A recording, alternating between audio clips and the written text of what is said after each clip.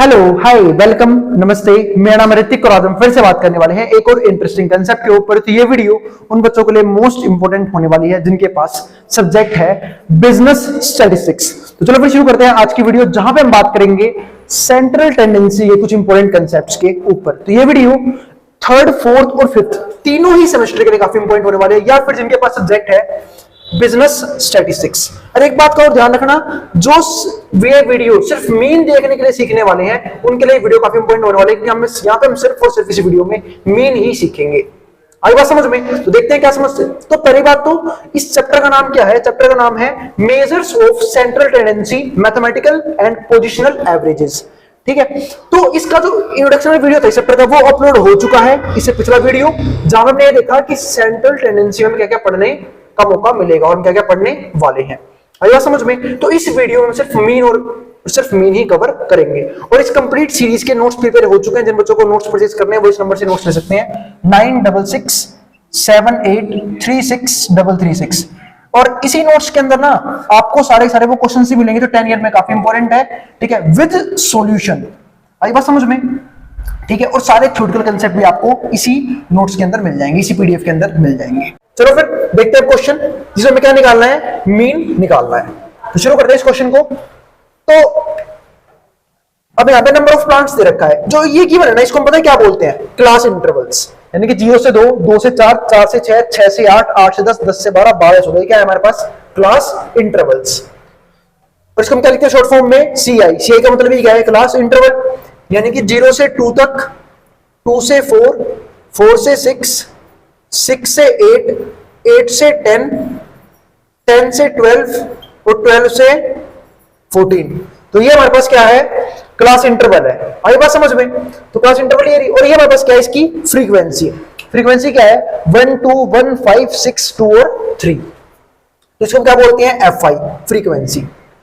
1, 2, 1, 5, 6, 2, 3। अगर मैं इस कंप्लीट क्वेश्चन को एक्सप्लेन करूं तो ये क्वेश्चन था कि जो कॉलोनी है, सोसाइटी है, उसमें कितने घर हैं जो कितने से कितने के बीच में पेड़ लगाते हैं।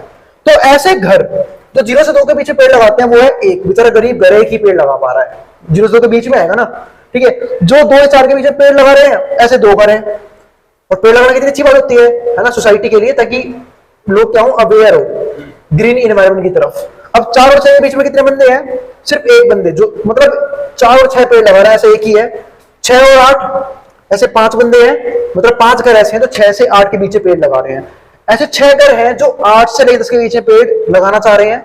और जो 10 से 12 के बीच पेड़ लगा, ऐसे 2 घर हैं। और 12 से जिन्होंने पूरा जंगल बना दिया, ऐसे 3 घर हैं। आई बात समझ में? तो इसे बोलते हैं फ्रीक्वेंसीज। ठीक है, तो फ्रीक्वेंसी आ गई। तो हमें क्या निकालना है? मीन निकालना है। ठीक है, अब एक क्वेश्चन मीन का वो भी आता है, ठीक है, जो इसके बाद बताऊंगा मैं, इससे अलग। अब इसमें देखो, अब इसकी ऐसे मीन कैसे निकालोगे? सबसे पहले में निकालना होता है XI। क्या निकालना होता है? XI। XI निकालना बहुत ईजी है। XI का मतलब होता है क्लास इंटरवल के बीच में। और पहले क्लास इंटरवल को समझ लो। क्लास इंटरवल में क्या होता है? इसको बोलते हैं लोअर क्लास इंटरवल, इसको बोलते हैं अपर क्लास इंटरवल। यानी जो छोटी वैल्यू है हम क्या बोल देंगे? Lower class interval. और जो बड़ी है हम क्या बोलूंगा? Upper class interval. ठीक है, तो 0, 2, तो इसके बीच में क्या आएगा? 1, 2 और 4 के बीच में क्या आएगा? 3। जिनको नहीं पता लग रहा ना भाई, तरीका बता देता हूं बीच के निकालने का। बहुत इजी तरीका होता है। कभी भी अगर दुनिया में ना किसी भी 2 नंबरों के बीच में हमें क्या निकालना है?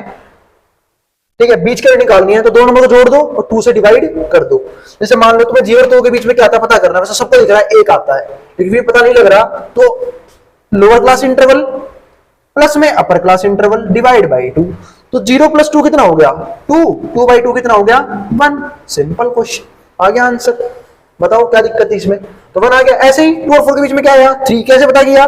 2 + 4 6, 6/2 3। ठीक है, 4 और 6 के बीच में क्या आएगा? 5। 6 और 8 के बीच में क्या आएगा? 7। 8 और 10 के बीच में क्या आएगा? 9। 10 और 12 के बीच में क्या आएगा? 11। 12 और 14 के बीच में क्या आएगा? 13। तो ये हमारे पास क्या बन गया? XI। अब हम क्या निकालेंगे? FI XI। मतलब ये क्यों निकालना है मैं FI XI? आपने XI भी क्यों निकाला मैं ये भी नहीं पता लगा, FI से क्यों निकाला ये भी पता नहीं लग रहा। बताऊंगा भाई, जब फॉर्मूला आएगा ना उसमें समझाऊंगा क्यों हमने FI XI निकाला हुआ है। ठीक है। तो एफ आई एक्स आई, तो इसका मतलब क्या है कि मैंने एफ आई के एक्स आई से मल्टीप्लाई करी है, तो अभी अगर दूंगा मैं मल्टीप्लाई करता हुआ चलूंगा, तो 1 की 1 से करूंगा कितना आएगा 1, 2 के 3 से करूंगा कितना आएगा 6, 1 इंटू 5 5, 7 गुना है 5 35, 6 9 जा 54, 11 दूनी 22, 13 3 39। यहां तक किसी प्रकार की कोई दिक्कत? ये हमने क्या निकाल लिया एफ आई एक्स आई, ठीक है। बहुत बार किसी बुक में ना सिर्फ हम इसको x बोल देते हैं f, और इसको क्या बोल देते हैं x, तो हमने सिर्फ क्या निकालना है fx। आई बात समझ में? पर निकालने का तरीका सेम होता है, निकालने के तरीके में कोई बदलाव नहीं आएगा, तरीका सेम रहेगा इन्हें निकालने का, ठीक है। अब मैं समझा रहा हूं तुम्हें डायरेक्ट मेथड के अंदर फॉर्मूला मीन निकालने का। किसका फॉर्मूला? डायरेक्ट मेथड में मीन निकालने का फॉर्मूला, इसको हम बोलते हैं डायरेक्ट मेथड से मीन निकालना, ठीक है। मीन निकालने के 3 मेथड हैं, जिसमें से एक होता है डायरेक्ट मेथड, दूसरा होता है हमारा एज्यूम्ड मीन मेथड, और तीसरा होता है हमारा स्टेप डेविएशन मेथड। आई बात समझ में? तो 3 मेथड है, उसमें से पहला मेथड कौन सा है? डायरेक्ट मेथड, सबसे इजी माना जाता है, ठीक है, अगर वैल्यूज बड़ी बड़ी ना हो तो। जैसे मैं एग्जांपल देता हूं, इसका सिंपल सा फॉर्मूला होता है, मीन को दिखाते हैं हम एक्स बार से, इसका फॉर्मूला होता है sigma F I X I upon में सिग्मा एफ आई। आई बात समझ में?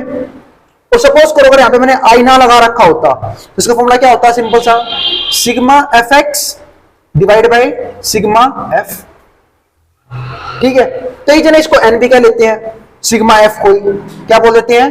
एन, यानी कि sum of total number of observations और टोटल नंबर ऑफ फ्रीक्वेंसीज। अब ऐसे देखो, अब मुझे 2 चीज चाहिए, sigma F I X I और सिग्मा एफ आई, मेरा मीन आ जाएगा, क्योंकि जैसे ही मैं सिग्मा एफ आई एक्स आई को सिग्मा एफ आई से डिवाइड करूंगा मेरा आंसर आ जाएगा।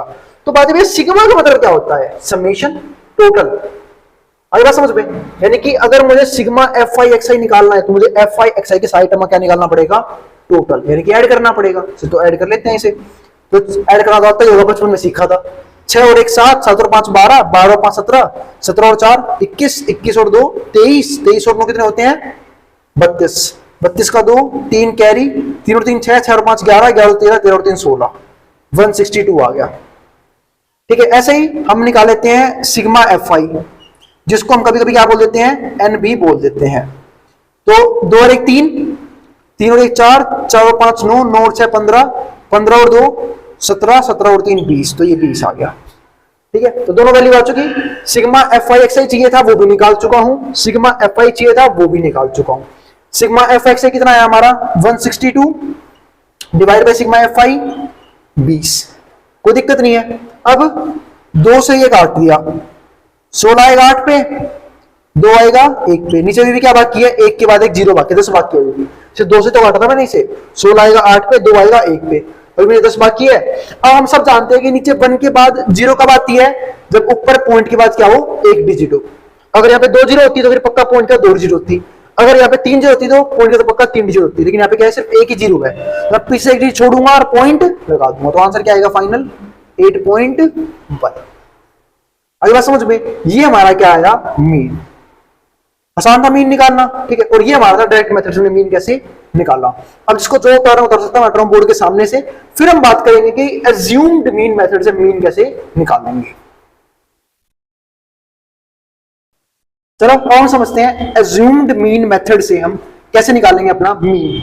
तो मीन तो याद रखना, मीन हमारा कितना आया था? 8.1, और हमें उससे भी सेम लाके दिखाना और सेम ही आएगा, ठीक है। तो यूज करते हैं हम एज्यूम मीन मेथड को, लेकिन उससे कुछ स्टेप हमारे इससे हट जाएंगे, मतलब इसका हमारा कोई काम नहीं बचेगा, एफ आई एक्स आई निकालने की कोई जरूरत नहीं है, लेकिन बाकी सारे स्टेप यूं ही रहेंगे, सी आई भी रहेगा, एफ आई भी रहेगा, एक्स आई भी रहेगा, ठीक है। और सबको पता लग गया होगा मैंने एक्स आई क्यों निकाला। कई बच्चे पूछ भी रहे हैं, भैया हमने इसका तो कुछ किया ही नहीं, हमने तो इसका सम भी नहीं निकाला फॉर्मूले के अंदर। पर मेरे भाई, क्या तू बिना एक्स आई के एफ आई एक्स आई निकाल सकता है क्या? पॉसिबल ही नहीं है, क्योंकि एफ एक्स आई कब आया था? जब हमने एफ आई की एक्स आई से मल्टीप्लाई करी थी, इसलिए हमने एक्स आई भी निकालने की जरूरत थी हमें। तो हमें इसकी जरूरत नहीं है एज्यूम्ड मीन मेथड के लिए। अब होगा क्या? और इसको हम कई बार क्या बोल देते हैं? शॉर्टकट मेथड भी बोल देते हैं। अब मैं निकालता हूं यहाँ पे डी आई, हम यहाँ पे एक स्टेप बढ़ाते हैं, उसमें क्या लिखते हैं? D I. तो अगर हम डी आई निकालेंगे तो डी आई कैसे निकलता है? डी आई का सिंपल सा फॉर्मूला होता है एक्स आई माइनस में ए, एक्स आई माइनस में ए, और ये ए ही हमारा क्या है? सबसे पहले देखो, हमें एक्स आई का पता होना चाहिए, वो पता है हमें, एक्स आई हमारा ये रहा। हमें ए पता होना चाहिए, लेकिन नहीं पता, भैया ने बताया ही नहीं। क्या होता है भाई फिर? ए होता है हमारा एज्यूम्ड मीन। ये क्या होता है? एज्यूम्ड मीन, यानी कि जो हमने मान रखा है। इसको मैं क्या लिख दूंगा? Assumed mean. सिंपल है, ठीक है। तो अब आता है हम कैसे किसको ए मान ले, तो इसको तो भूल ही जाओ, इसको तो कोई काम ही नहीं है। एक्स आई को देखो, इसमें से तुम किसी भी वैल्यू को ए मान सकते हो अपनी मर्जी से, ठीक है। हम अपना मीन पहले ही मान के चलेंगे, तो हमने, और ध्यान रखना हम किसी वैल्यू को मान सकते हैं, पर बीच की वैल्यू मानना क्वेश्चन करने में थोड़ा सा इजी होता है, ठीक है। तो बीच की वैल्यू जो सी मिल रही हो 7, और कई निकम में तो यहाँ क्वेश्चन पूछेंगे मुझसे, भैया यहाँ तो आपको दिख गया 3 ऊपर है 3 नीचे, तो बीच में आएगा। अगर मान लो बीच में 2 नंबर मिल रहे हो, तो अरे भाई जिसको मर्जी मान लो 2 नंबरों में से, पहले वाला मान ले दूसरे वाला मान ले, कोई फर्क ही नहीं पड़ता। अभी बात समझ में? तो यहाँ तो ऐसे बीच में मिल गया, उसका अगर बीच में ना मिले तो बीच में कोई सी वैल्यू ले सकते हो, बस ऐसे नहीं बोल देना कि इसको ए मान लो, इसको ए मान लो, इसको ए मान लो। थोड़ी सी दिक्कत होगी, पर आंसर सब सेम ही आएगा। ए मानने से कोई फर्क नहीं पड़ता, पर ध्यान रखना इस बात का, जो ए यहां मानोगे वही ए को ये निकालने में यूज करोगे, और वही ए फॉर्मूले में यूज होगा जो बताऊंगा मैं बाद में। तो ध्यान रखना। तो डी आई निकाल रहा हूं एक्स आई माइनस ए, तो हर एक एक्स आई में से ए माइनस करना है। तो एक में से गया 7, कितना आंसर आएगा? -6। क्यों? क्योंकि छोटी वैल्यू में से बड़ी वैल्यू माइनस हो रही है। एक में से 7 माइनस हुआ है, तो कितना आएगा? -6। 3 में 7 गए -4, 5 में 7 गए -2, 7 में 7 गए 0, 9 में 7 गए 2, 11 में 7 गए 4, 13 में से 7 गए 6। तो ये हमारे पास आ गया हमारा डी आई, यानी कि एक्स आई माइनस में ए। तो हर एक एक्स आई में से हमने ए माइनस कर दिया, हमारा ये आ चुका है।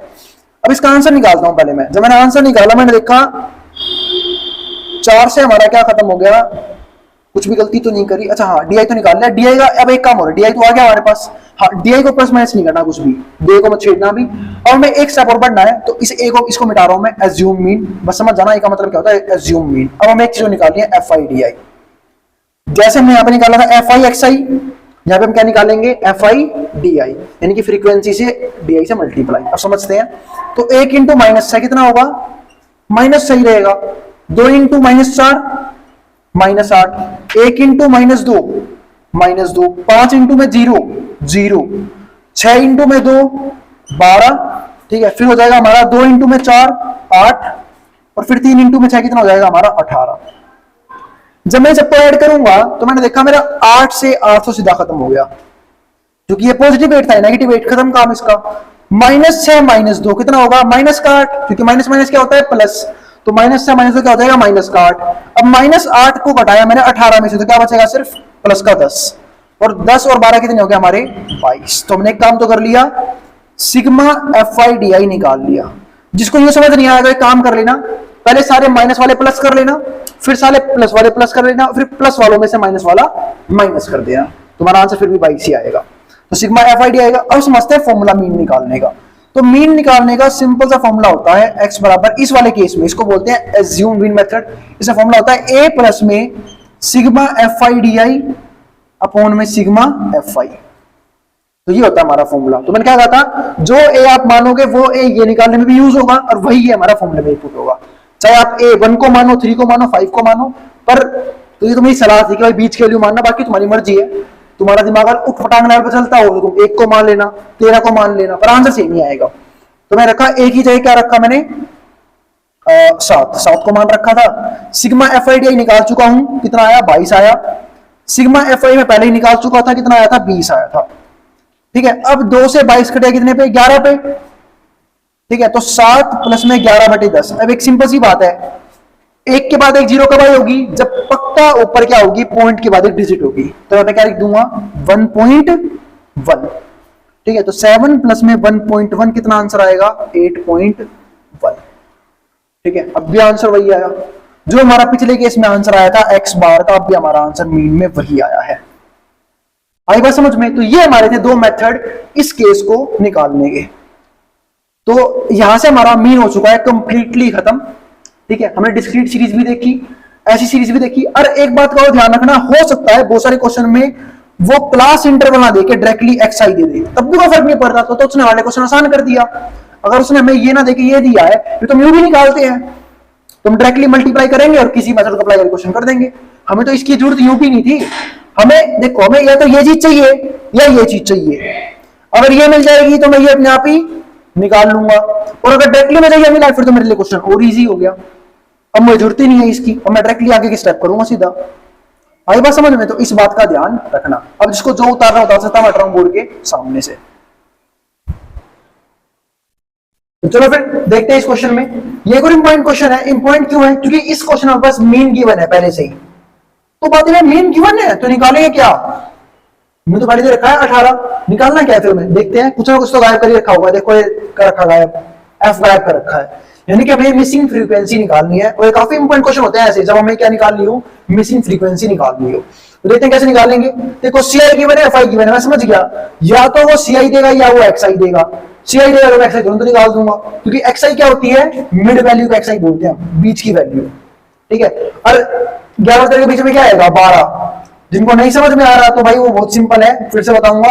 दो नंबरों को जोड़ देना, 2 से डिवाइड कर देना। 13 और 11 कितने होते हैं? 24। 24 डिवाइड बाई 2 कितना हो जाएगा? 12। तो 11 13 के बीच में 12 आ गया। 15 13 15 के बीच में 14, 15 17 के बीच में 16, 17 19 के बीच में 18, 19 और 21 के बीच में 20, 21 और 23 के बीच में 22, 23 और 25 के बीच में 24। तो ये आ गया, एक्सआई आ गया। इसके बाद हम क्या निकालेंगे? सिंपल अपना एफ आई एक्स आई। एक बार एक्स आई आ गया, एफ आई एक्स आई निकालेंगे, क्योंकि सिंपल फॉर्मूला क्या होता है? देखो डायरेक्ट मेथड से फिर बोलूंगा, मीन निकालने का फॉर्मूला होता है sigma F I X I upon में सिग्मा एफ आई। बस इतना सा काम करना है। तो सिग्मा एफ आई तो मैं निकाल ही सकता हूं, बाद में निकालेंगे, पहले एफ आई एक्स आई निकालते हैं। तो 12 से अंदर कितना हो जाएगा? 84। भाई जिनको टेबल ना आती हो, रैम करके याद कर लो, ना याद करना हो तो मल्टीप्लाई कर देना। 12 से अंदर 84, 14 6 जा, ये भी 84, 6 9 जा 144, 18 इंटू 13 कितना होता है? 234, 234, 20 इंटू एफ, 20 एफ हो जाएगा। जैसे 5 गुना में एक्स कितना होता है? 5x, 100 गुना में एक्स 100x, 20 गुना में एफ 20f, 22 बन जाए 110। ठीक है, 24 चौक 96, ये आ गया। अब हम सबको ऐड करेंगे, क्योंकि हमें क्या चाहिए? Sigma F I X I. और सिग्मा का मतलब मैंने क्या बताया था? समेशन, यानी कि टोटल। और अगर हमें टोटल निकालना है तो पहले तो भाई इसको छोड़ देना, क्योंकि ध्यान रखना वेरिएबल वाली टर्म कभी भी नंबर वाली टर्म में ऐड नहीं की जाती है सिंपल तरीके से। तो ये 20 इसमें मत जोड़ देना, तो इसको अलग कर दिया, फिर सबको जोड़ो। तो 4 4 8, 8 4 12, 12 4 16, 16 और 6 22, 22 का 2, 2 कैरी, 8 तो 10, 10 और 8 18, 18 और कितने हो जाएंगे? 22, 22 और 3 कितने हो जाएंगे? 25, 26, 26 और हमारा कितना हो जाएगा? 35। तो 35 का 5, 3 कैरी, 3 और 1 4, 4 और 2 5 और 1 6, 1 मिनट गलती तो नहीं हुई, 3 और 1 4, 4 और 2 6, अच्छा हाँ ठीक है 7, 752 आएगा, 752। और प्लस में क्या रहेगा हमारे पास? 20f। इस 20f को बाद में लिख देंगे प्लस में। तो ये हमारे पास क्या आ चुका है? हमारा सिग्मा एफ आई एक्स आई। तो एक काम तो हमने कर चुका, क्या? सिग्मा एफ आई एक्स आई निकाल दिया। मुझे क्या चाहिए? सिग्मा एफ आई, वो भी निकाल लेते हैं। फिर से इस एफ को अलग कर दो, क्योंकि कभी भी कोई भी वेरिएबल किसी भी नंबर में ऐड नहीं होता, ठीक है, डायरेक्टली। तो 7 से 13, 13 और 9 कितना होगा हमारा? 22, 22 और 13 कितना हो जाएगा हमारा? 22 और 3 25 और 35, 35 और 40 और 4 44, 44 और प्लस में क्या आएगा हमारा? ये वाला एफ। तो इतना हमारा आ गया। तो हमारा क्या है? ये सिग्मा एफ आई। सिग्मा एफ आई भी निकाल लिया, सिग्मा एफ आई एक्स आई भी निकाल लिया। मीन का फॉर्मूला ये रहा, एक्स बार मीन में पहले से क्या बन था?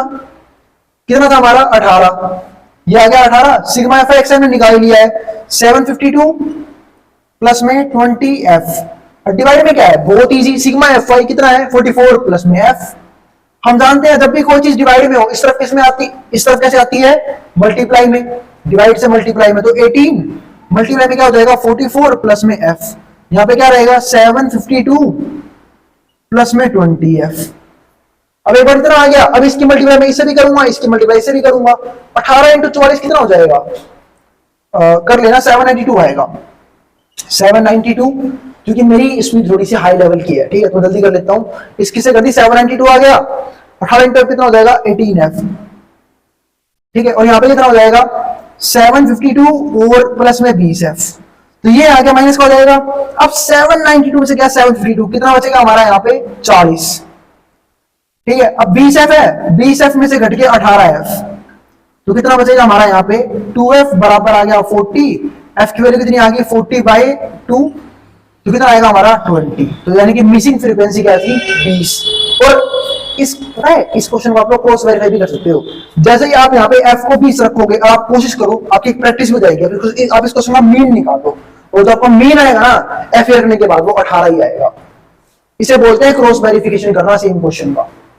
आई बात समझ में? तो उम्मीद है मीन के सारे क्वेश्चन आप लोगों को समझ में आ गए होंगे। मिलेंगे फिर अगली वीडियो में, जहां पे हम बात करेंगे इससे भी इंटरेस्टिंग कंसेप्ट्स की। तो अगर वीडियो पसंद आई तो वीडियो लाइक करना मत जाना, और चैनल को सब्सक्राइब कर देना ऐसी वीडियोस के लिए। जिसको जो उतारना वो उतार सकता है मेट्रो बोर्ड के सामने से।